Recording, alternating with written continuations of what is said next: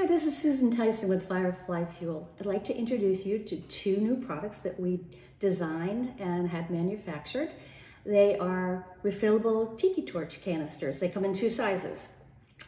They will fit a standard Tiki torch that you would purchase at a big box store, but always be sure to measure diameter and height constraints of the Tiki torch that you do purchase before you purchase these two.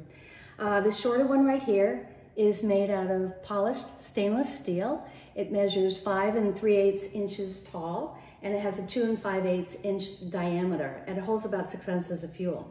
The taller one, this one measures 6 7/8 inches tall. It's a brushed stainless steel, and it has the same diameter as the shorter one, 2 5/8. Both include a snuffer to snuff the flame and to protect the wick. We have a 1/2 inch fiberglass wick that is included. It fits snugly. You can see right here, it's super absorbent. And when you set the wick, what you want to do is you want to set it ever so slightly above the wick holder, right here. These larger wicks, they tend to smoke no matter what kind of fuel you use. So you can really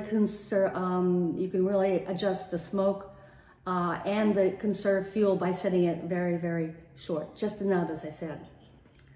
So when you're putting it back into the canister,